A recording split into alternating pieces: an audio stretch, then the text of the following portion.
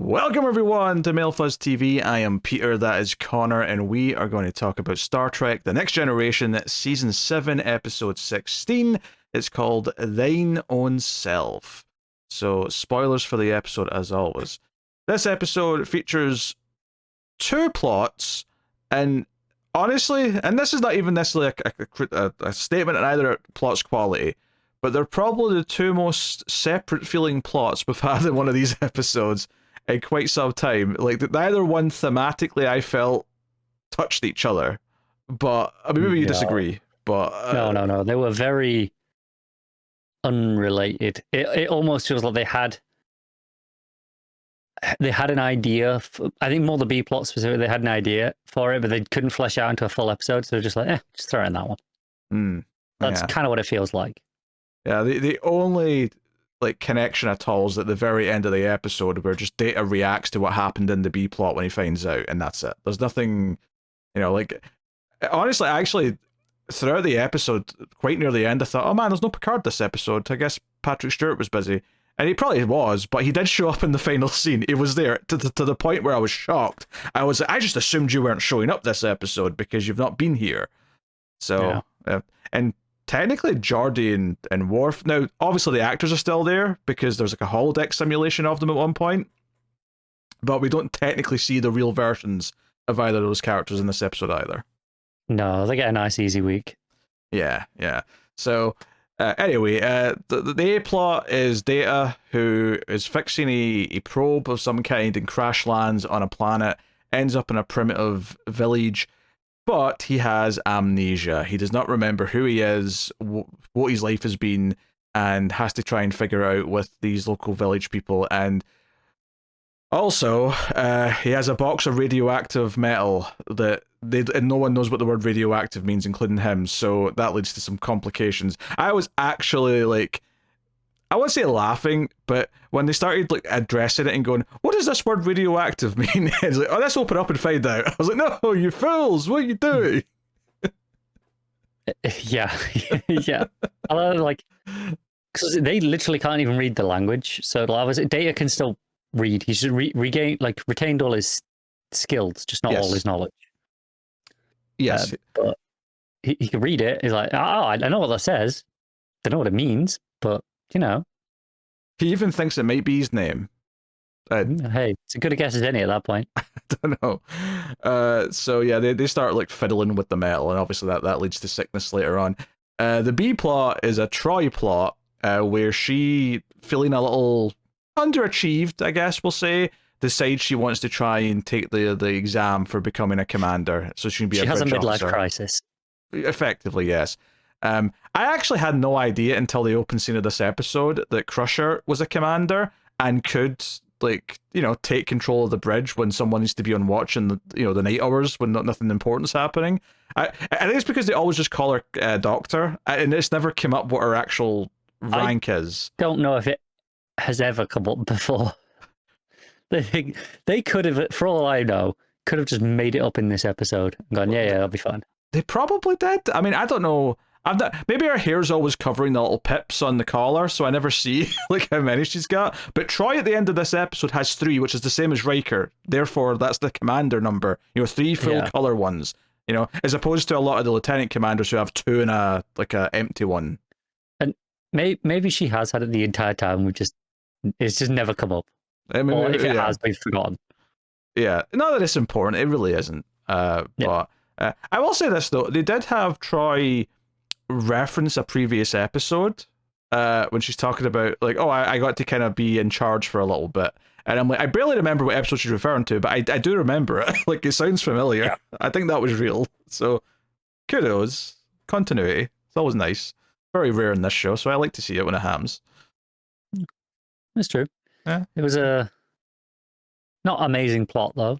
Like, I think it's fine. I don't think it's good or bad. It's just it works. It's serviceable. The problem is, like, it just doesn't have enough time to do anything with it. Like, I like parts of it. I like Riker not just giving into like nepotism and just going, all right, fine. He makes her do it properly, and she gets quite frustrated at that. But, yeah. I don't know. There's just no. There's nothing to it. There's no weight to it or anything like that. It does have a reasonable amount of screen time though, and I think it's because it had to fill X amount of time, so they had to just kind of have like maybe an extra couple of scenes of her being frustrated, and like demanding Riker like tell her what she did wrong when she failed. Because basically she's aced the whole thing, right? There's definitely parts to the test. Some are like diplomacy tests. She did well at that. She did well at all these other things. But the one thing she's struggling with is when there's an engineering problem. And I guess it makes sense that any commander needs to have an understanding of all the different things on the ship that will come up in a at crisis. Least at like a minimum level, yeah. Yeah. So that's the part she keeps flunking. And I will say this, I do appreciate her saying, hey, is this like a no-win scenario? Because this is established in Star Trek that they have these tests where there is no win, and it's all about seeing how they handle failure. But he's like, no, there's a solution. There is a solution to this test, and you've just not thought of it. And she gets frustrated because he won't tell her what she did wrong. And also, after she's failed a couple of times off camera, he's like, yeah, you're not going to get to take the test anymore. Like, it's very clear at this point that even if you do somehow figure it out after like 20 attempts, that's not good enough to be in command. Like, it's just not for you.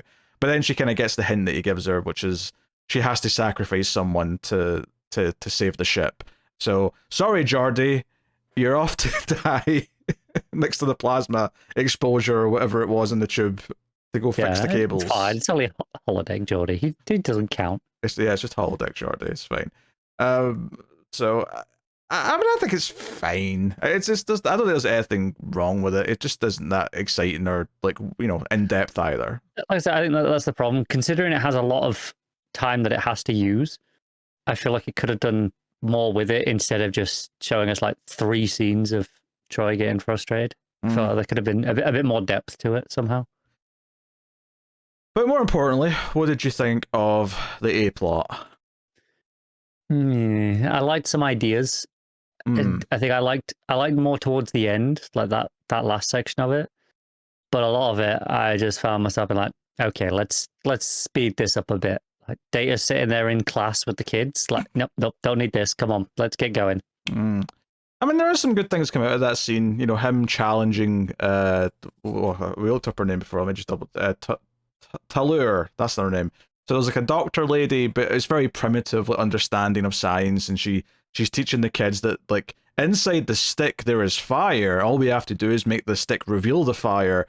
And Data, like, even though he doesn't have the knowledge that he usually has, sort of jumps in and goes, "Oh, that's not quite right. Fire is definitely not an element. It's something that's created." And he challenges her on it, and she doesn't like that very much. So it sets up the theme that there's going to be a conflict because he's going to come at everything from a very scientific perspective. He flat out builds a microscope out of a bunch of magnifying glasses in this episode.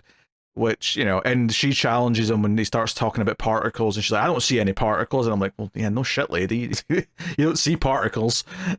I think what was weird about that is she doesn't deny the existence of particles. Like, she's like, oh, yeah, there could be particles, but I don't see them, so they're not there. Yeah, so what you're saying is that she's open to something if you can show it to her. Like you can say, okay, the sun goes away and it comes back, but you can't prove the Earth is round yet. There's not enough to show her that yet. Yeah, it's just really weird because like she's like open to what particles are. It's like she already has a base level understanding of particles. And obviously you can use particles in like a bigger sense, right? You know, like particles of dust, right? That you can still see. Yeah. But like the way that like she's just like, no, this is fine, but I can't see them, so no. It's just like this really hard line, and I don't know, like there's a lot of these scenes where Data has to like, okay, convince her and like talk through his methodology and argue with her like in the class and here, and I'm just like, these are the things I wasn't really feeling. I think the stronger stuff was the radiation sickness and Data still caring to try and fix things. Sure. Well, I think what I liked about it as it went towards the end is that it became clear that his extra knowledge and the fact that he looks different, as much as they try and explain it away early on by, oh, he's an Iceman, he was frozen in the ice, or he lives in like a dangerous part of the planet, and his skin and the way his eyes look are all because of exposure and where he's lived and all that. But obviously things keep showing up to be different, and then when people start getting sick, we know the audience it's because of the metal and the radiation, but they all start to suspect that it's him, that he's brought a plague of some kind to them. It's not an unreasonable assumption. No. I mean, Data's got good reasons to sort of dispel it. He's like, hey, but like the girl's been by my side the whole time, the little girl, and she's not sick. So I don't And then think she gets it's. sick. And then she gets sick, but then of course she's wearing the pendant that's made out of the metal. So like, I think what I liked about it is how it kind of turns into like a Frankenstein's monster story where they all want to like come and get him, and like they ultimately they kill him. At least they think they've killed him because they stab him with a spear. They hit him in the face and it rips off a bit of his face and it reveals that he's got blinking lights and they don't know what that is. Obviously, you do that, you show that to anyone after a certain time on Earth and they're going, oh my god, he's a robot. But to these people who don't have electricity, they're like, he's some sort of weird beast. He's something that we can't explain. What is this thing? Yeah, there's a point early on where when she's explaining who he is or something, she's like, ah, well, our grandparents would have called him a demon or a monster or something. I can't remember the exact... Demon was one of them, and I can't remember the other thing she used. But the point being like, well, but we're an advanced society now. Yeah. We're not primitives like them anymore. And then they see this and they're like, oh my god, he's a demon. Yeah, she's patting herself on the back for being progressive, effectively, but then falls into the trap by the end of the episode of saying, no, we must get rid of him because he's brought this to us. He's something we don't understand. And of course, he actually dies trying to save them because he's developed a cure for the radiation poisoning. Because Data's that damn good. He can just do that. Even with no knowledge, he can cure radiation sickness. He's figured it out. But obviously, he doesn't expect everyone to trust him. The little girl and her father, who kind of befriended him, they accept him like feeding them something. But he's like, hey, that well outside, is that where all the town gets its water? Because I can just dose that and that'll do the trick. So he basically throws it in before they stab him. Like, they skewer him with a spear and like lightning and electricity comes out of him. It's very Terminator-esque. And he dies. And it's kind of tragic for us because we know he was just saving their ass and they've killed him anyway. And it feels like a failure. And it is kind of interesting having Riker and Crusher show up in disguise a little bit sometime later and being like, hey, we're looking for a friend. And they talk to the little girl and they find out what happened. I like that part of the episode. I think it gets to an interesting place where the town reacting to him, and it's effectively like other shows might do this with like a modern woman in witch trial times where she's got too much like medicine knowledge or something and they all start going witch. It's basically that equivalent type of story. And I think when it gets into that side of things where he's kind of like this Frankenstein's monster, or he's treated that way anyway. I do think it's weirdly convenient that when they beam him up from like his burial site and they fix him. Well, one, I thought it was interesting that they fixed his face before they woke him up. So, sure. Just convenient, I guess. But it's also very convenient that when he wakes up at the end, he doesn't have any memory of what happened this episode, but all of his original memories have come back. And I'm like, that's just oddly convenient. It'd almost be more interesting if Data remembered how these people wanted him dead. It would be like more of a traumatic kind of like, experience that he went through. Yeah, it makes this episode have like no relevance ever, because Data's never going to remember this. It might as well have not happened to him. These experiences do not affect him going forward whatsoever. No. Yeah, and like one of the best things about long form serialized storytelling is how over time the effects of things happening to these characters shape them and change them, and even like small things they add up. This whole episode can never add anything to Data's character now.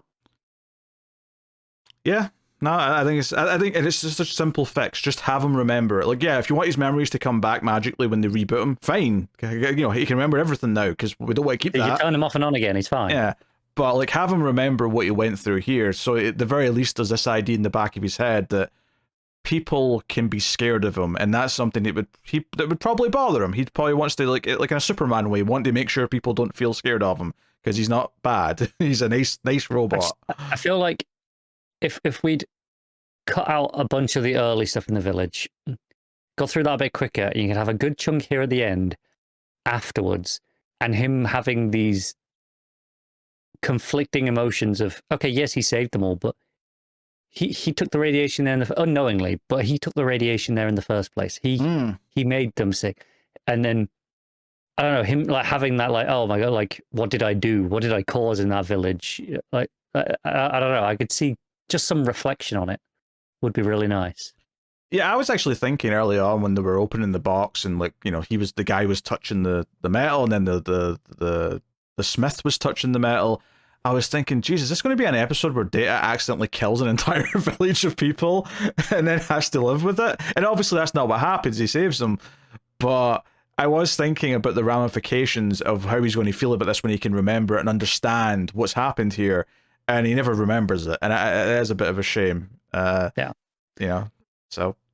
I do like the scene in the end where they beam him up from inside his grave, basically, Yes. and like don't ruin that illusion of what he was at the end to the villagers, and just like there's a little memorial there for you know, and the little girl will always have that there. Like, I don't know, there's something, and he doesn't just come back up as a zombie because that'd be terrifying for them. Yeah, and the little girl knows that he cured everyone because she says that, like, hey, he put this in the water, everyone got better, and everyone doesn't, you know, no one believes that he saved everyone. Everyone just blames him for it. You know, it's an idea of like, oh, she represents the future. She'll grow up more tolerant and more, you know, willing to accept and understand other people and not jump to conclusions. And maybe that, you know, this society will move forward a little bit, you know, it'll inch forward with each generation, and that's the hope. And it's like, okay, that's nice enough for them, but I care about how it affects Data. Data doesn't remember jack shit. So, like, so I don't think it's a bad episode because I think there's enough interesting things in the main plot as it's playing out that I like. There's definitely much worse episodes than this. Absolutely. I think this is one of those ones that frustrates me more than I hate it or anything like that, because I can see a significantly better version. Again, I think I've said that a lot this season, where there's the shell of something like great there, and it's not like terrible. It's not even like, this one probably isn't even bad. It's fine, but there's something there that I'm like, oh, like just another couple of passes through the script, and this could have been something special. Yeah. Part of me also wonders, like, would it have been worth Data getting his memories back before the end of the main part of the story? Like, if he knew who he was, and like, obviously it wouldn't solve the problem of how they look at him, but with the way he tries to like argue, no, he couldn't just tell him about Starfleet because of the Prime Directive, right? So that's still kind of a wrinkle. Yeah. But with him knowing that the situation he's in with more context, like, add something to it. I'm actually going to say no. I like this. This is one of my favorite parts of what it does with Data here, as much as it has no consequences, is that even without his memories, he still has agency. He still wants to save everyone. He's still good. He's still Data. Yeah, he's still like fundamentally himself. Yeah. Okay. And I think if you give him his memories back before he's making those choices at the end, it takes away from that. I mean, I like that point, and maybe that is at least a little something at the end then, after he's woken back up, is they tell him, hey, you saved an entire town from radiation poisoning. Maybe that is something he can take forward with him, is that even... Now, admittedly, he doesn't know that he wasn't himself during that time. Yeah, he doesn't know that he gave them the radiation poisoning in the first place. He also doesn't know that, but he doesn't know that he was sort of like reboot to like factory settings with no memories and still made these good choices, because that might actually be good for him to know. Like this idea that, you know, even it's almost like proof that Data in some way has some kind of a soul in a sense, because even without all of his experience, he was still trying to do the right thing. Right, and this is what I wanted at the end of this episode. I wanted that 5-10 minute section of that level of retrospection, just like looking back at it and like actually taking that in, instead of just, yeah, you saved a village, cool, right, see you next week, everyone. In fact, here's how you tie it together with the other plot, right? He's feeling mixed about what he did to the village, even though he kind of ended up saving them, and Troy's all happy about like manning the bridge, but she gets off of her shift and she sees Data as upset, you know, as much as upset as Data can look anyway, right? Because he's Data, and realizes that, you know, like she has to go back to her true calling, which is, okay, I need to counsel him. He needs like my expertise here, and have them have the scene together where she brings out these ideas of, hey, this proves that you're still you even without all those memories, and, you know, make him feel better about it, and like, oh, you've solidified at the end why she is very invaluable as what her normal role is on the ship anyway, even if it's nice she gets to do a little extra thing and it makes her feel better, but this is why she's great at what she does. And then Data gets to learn something about himself, and boom, both plots have married together perfectly. And I know it's not a lot, but I do feel like this episode really is missing that beat at the end. It really kind of takes a lot away from me, at least, like just without having that closure and any meaning to it. It feels like we were going through the motions without that. Yeah. Instead, it ends with Troy just saying, "Hey, technically, I'm your superior now, Data, so call me sir." Yeah. Grin. Yeah. I mean, I don't think it was a bad watch. I do agree it was a bit slow moving in places, and both plots to an extent. Although the A plot did get a bit more interesting, and it felt like a pretty solid version of the type of story that, you know, we've kind of done even more before on this show, but you definitely see it in other TV shows as well, which, like I say, is the kind of this person must be a witch because they know too much, or in this case, a demon. It's very much that type of story. All right, well, not too bad though. So obviously, next review we'll be back over to Deep Space Nine. Excited for that. Apologies, there's been a bit of a gap. There will be at least another bit of a gap after this one, unfortunately, because Connor's away for a week, so there'll be no recordings in the next week and a half, guaranteed. So we were happy to squeeze this one in before he jets off to some boring part of England for a week. It probably will be a boring part of England, but I mean, that could be literally anywhere in England. I know, but it's just I like setting them up with jets off to, as if I'm going to say Australia or I don't know, like Prague. I mean, I went to Morocco like 6 months ago. I can't complain. All right. When we come back to Next Generation, though, let's have a little peek at the episode we'll be looking at. It's called Masks, and here's the description on IMDb. Investigating a rogue comet that's been traveling throughout the universe for over 87 million years. Oh, that's longer than the dinosaurs were still around. Maybe even before the dinosaurs. I don't know how long were dinosaurs around. I don't know, but I don't know. I'm not a dinosaur expert. Where's Matt when you need him? But this is before the dinosaurs were extinct. We're probably in one of those periods. I don't know if it's the Jurassic, the Cretaceous, or the other one. How many can you do? There's three. I'm sure there's three of them, like ages. Connor's giggling because they have asked this question. It was in the Cretaceous area. Right, okay. What's the third one? I can remember. I don't know. All right. I just googled 87 million years ago. All right, what okay. is it? Fair enough. It's in the Cretaceous area, which I think was the one with the T-Rex in it, if I remember correctly. But regardless, so why not? Comet's been going through the universe for 87 million years. Picard discovers alien beings within the comet, which infest the computer systems on the Enterprise as well as Data. Oh, big time for Data. Double week. Yeah, double dose of Data. There's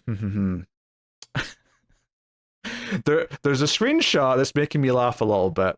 I don't know why Picard's wearing this very cheap looking mask, but I'm sure we'll find out when we do the next episode. So, just what I wanted to hear. You're right, by the way. T-Rex, Triceratops, they're all in that one. Most of the biggies.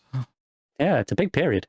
So, oddly not Jurassic, which is what we associate with all those things because of the movies. Yeah. I guess Jurassic just branding does for you. It just rolled off the tongue better. Jurassic just sounded better. Yeah. Oh, it does. Anyway, that's the Trek review. Thank you very much for joining us, everyone. We'll see you next time. Let us know what you thought of this episode. And of course, you can support all the content over at patreon.com/MailFuzzTV. Get bonuses for all the movie shows that we do over at MailFuzz Movies, and so on. But mostly just help keep all the content coming. And of course, you can support with YouTube membership, super thanks, all these other avenues. Any support is greatly appreciated. Thank you once again for watching. Keep watching Star Trek. And somewhere out there, Wesley Crusher's probably killed his 7th village with radiation poisoning, and probably STDs. If we're being, what am I saying? No one's having sex with Wesley Crusher.